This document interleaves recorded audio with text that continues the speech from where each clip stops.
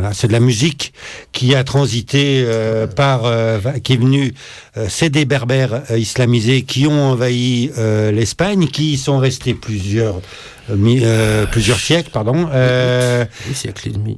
Pardon ? Oui, 8 siècles et demi. 8 siècles et demi. Ça marque Ça fait un moment, oui. Qui ont créé une civilisation à Cordoue, à Grenade notamment. Une civilisation qui a été excessivement importante dans le monde, mais c'était une civilisation où les influences se mélangeaient. Arabes, berbères, chrétiennes, juives. Ouais. Et quand il y a eu... ce qu'on a appelé la Reconquista, excusez-moi, je parle pas très bien espagnol, la reconquête, c'est-à-dire que quand on a expulsé d'abord les Arabes, puis les Juifs... Isabelle la catholique, c'est ça. Juste un détail, les Juifs sont arabes aussi. Oui, les Juifs sont d'autres Arabes, exactement. C'est des Arabes. Beaucoup de Juifs disent, moi je suis un Arabe juif, attention, je suis pas un Juif arabe. Oui. C'est-à-dire ils sont juste musulmans ou berbères ou arabes. Mais les religions, c'est pas une race. De toute façon, oui, voilà, juif, ça se met en balance avec musulmans, pas avec arabes, si on veut vraiment être... voilà. Non, parce que donc, il y a des arabes qui sont juifs, il y a des arabes qui sont musulmans, des arabes qui sont chrétiens, des arabes qui sont athées aussi. Oui.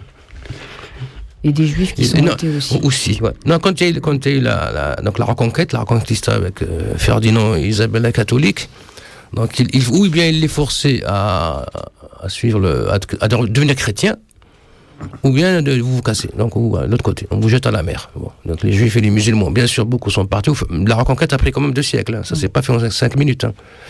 Et c'est la chute de Grenade en 1492, comme par hasard l'année on découvre l'Amérique, donc c'est pas un hasard, où ça, le dernier empire, donc celui de Grenade, va tomber. Mais ces gens-là, au bout de 2 siècles, la musique qu'ils ont amenée, qu'ils ont forgée là-bas en Andalousie, ils l'amènent avec eux de l'autre côté de la Méditerranée, et plus ou moins ils l'imprègnent avec les caractères, les tempéraments locaux.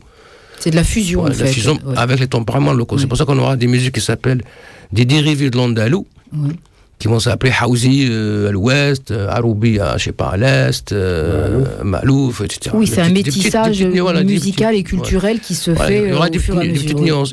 Mais sauf cette musique-là, bien qu'elle soit présentée comme étant la musique de l'aristocratie, etc. En Andalousie, c'est une musique populaire aussi. C'est la musique des artisans, des petites gens de la Médina, quoi, qui elle était populaire. C'est pas une musique, comment dire, classique comme maintenant c'est devenu ici. Oui. Parce qu'on oublie qu'ici la musique classique au 18e, 19e, c'était une musique populaire aussi. Les gens rentraient avec les sandwichs, ça gueulait, ça braille, ça rentre, ça sort. C'est pas le côté ne pas, on bouge pas. C'était comme ça la musique classique ici aussi. Ça, il faut le rappeler aussi. C'est comme un peu comme le mariage, quoi. Oui.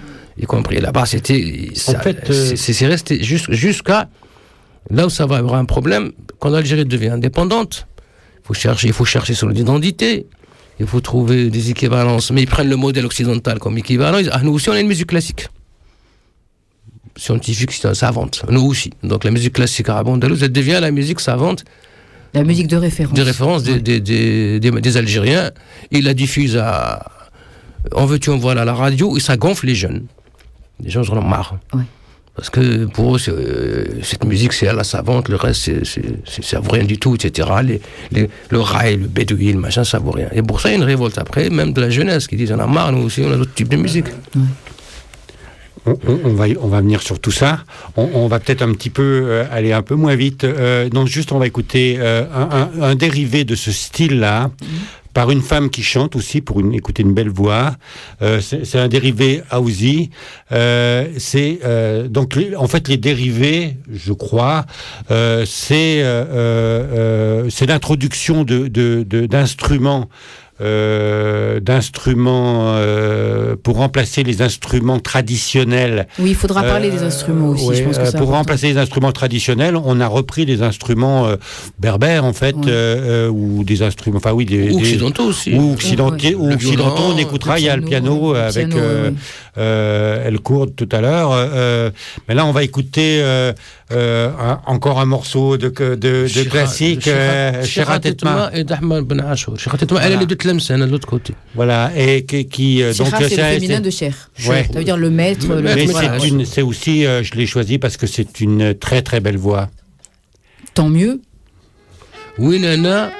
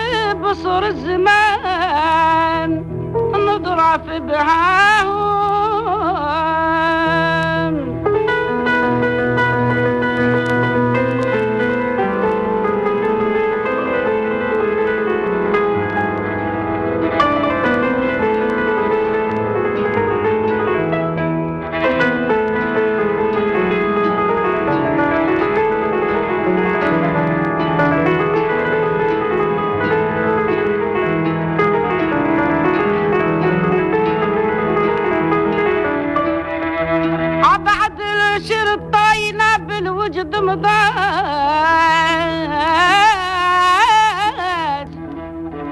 شوع بصر زمان نضرف بهاهم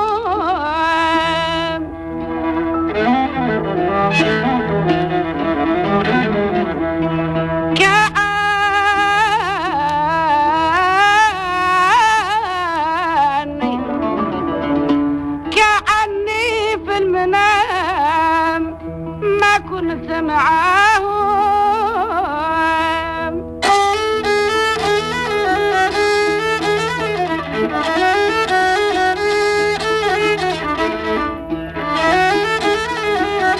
assez exceptionnelle et une autre voix exceptionnelle que nous allons écouter.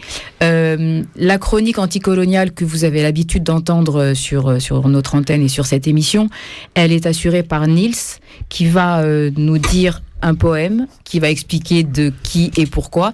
Et j'ai juste envie de dire que Nils ne va pas dire ces textes par hasard. Nils est un monsieur qui, pendant la guerre d'Algérie, éditait clandestinement tout ce qui était interdit ici en France. Donc voilà, il a quand même prouvé sa détermination dans le combat anticolonial.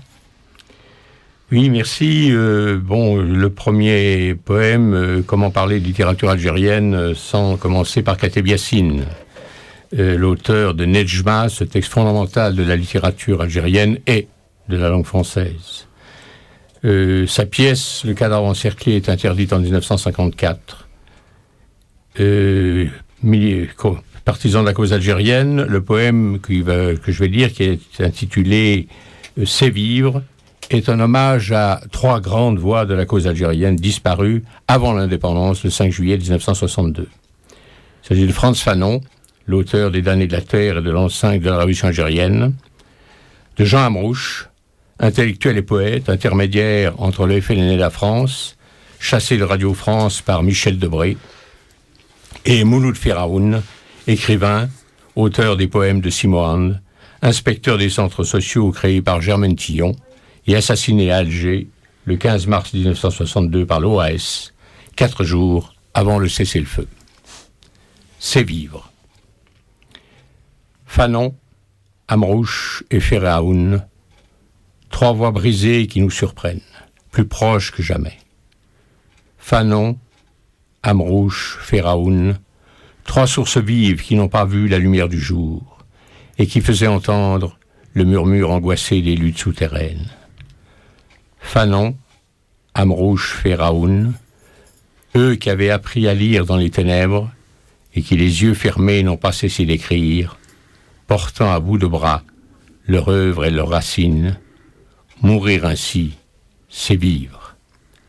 Guerre et cancer du sang, lente ou violente, chacun sa mort, et c'est toujours la même, pour ceux qui ont appris à lire dans les ténèbres et qui, les yeux fermés, n'ont pas cessé d'écrire. Mourir ainsi, c'est vivre. Merci beaucoup Nils pour ce magnifique texte. Ce qui me fait une sorte d'enchaînement, la démarche en fait entamée par la sortie de ce coffret, c'est à la fois une démarche artistique et militante. À qui s'adresse à qui va s'adresser ce coffret en fait? Comme dirait Bouziane, plutôt aux Gaulois, quoi. Parce que, je dirais, plutôt aux Blancs. Évidemment que les titres qui sont présents sur cette compilation, c'est des titres qui sont, pour la population algérienne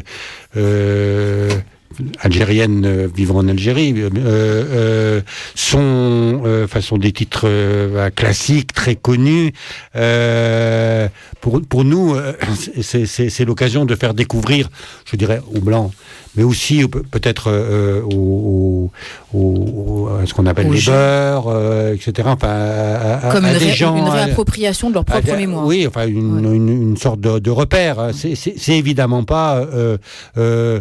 quand tu dis musicologique, c'est, disons que c'est sérieux, c'est un travail sérieux, c'est pas un travail musicologique. Enfin, je pense que je veux dire, les musicologues, ils font des trucs beaucoup plus chiants que ça, quoi. Non, c'est pas chiant. Au contraire, écoutez-la, achetez-la, offrez-la à vos parents pour qu'ils se rappellent. Enfin, voilà. Disons que c'est des bornes un petit peu. Alors, il y a une borne qu'on a que tout de suite, puisque Bouziane, il avait commencé à parler du bédoui, enfin c'est vrai que dans un excellent livre, on parlera aussi de ce que fait Bouziane. Il écrit des livres. Il en parlera, oui. Il a écrit un petit livre. Ça équivaut un petit peu à L'oreille pour les nuls. Ça s'appelle L'oreille. C'est publié chez Librio. Je crois. Oui. Ça, pour tous ceux qui s'intéressent à ce type de musique, il faut savoir qu'on a souvent qualifié de raï tout ce qui avait une légère consonance orientale ici. C'est-à-dire que le turc, qui n'est même pas des arabes, même Dalida, on l'a mis dans les bacs raï. Même Dalida, etc. Alors que le raï, c'est très très limité. C'est très limité au niveau de la région. C'est l'ouest algérien, c'est Oran, c'est peut-être même plus encore Sidi Bel Abbès. Je ne sais pas. C'est un grand débat en Algérie. Enfin bon, disons, c'est l'ouest algérien. Mais qui combine à la fois tradition et modernisme, parce qu'il y a quand même des influences un petit peu rock, folk dans le raï. Enfin, il me semble. C'est après, ça, c'est plus tard. Oui, voilà. Mais ça a évolué vers ça, oui. Bien sûr. Mais cette musique vient Bouziane en parle très bien dans son livre L'oreille. C'est le deuxième. Le premier, ça s'appelle L'aventure du raï. C'est chez Le Seuil. C'est un peu plus complexe. J'aime pas ce mot-là, mais un peu plus complexe, parce que c'est un peu plus avec des analyses sociologiques, sémantiques, historiques, baratin. Donc c'est un peu. Bon, c'est bien débrouillé pour qu'il soit pas cher, ça coûte pas trop cher. Chez la collection, chez Le Seuil, ça s'appelait Point Virgule, voilà, ça me revient. Point Virgule. Ça, c'est un peu gros. Et après, je me suis dit, tiens, pourquoi ne pas faire un, comme disait Dominique, pour les nuls. Surtout pour ce qu'on appelle les beurs. Voilà, qui ne savent pas très bien, parce que dans les familles immigrées, maghrébines, on ne parle pas. Les parents ne parlent pas aux enfants. Ils racontent rien aux enfants. Il y a un mutisme sur la période, sur la culture. Et puis on leur a fait faire croire que leur culture, leur musique, c'est rien du tout, c'est tout sauvage. Donc il n'y a pas de cas de. Donc ils ont intégré ce stigmate-là. Ouais. Et la première fois où des enfants d'immigrés maghrébins sont fiers, c'est quand le blanc, entre guillemets, le Gaulois, reconnaît le raï moderne, Khaled et tout ça. Il dit, on avait une musique nous aussi intéressante. Si les Américains s'intéressent à ça. Et c'est là où ça va se faire où ils vont être en fait décomplexés par rapport à leurs racines, à leur machin. Et le raï a joué beaucoup son rôle là. Maintenant, on chante en arabe, on écoute l'arabe dans la rue, tout le monde s'en fiche. Alors qu'avant, on mettait tout doucement la radio. Maintenant, vous voyez des jeunes avec les voitures, le raï à fond. Bon, c'est un peu trop peut-être.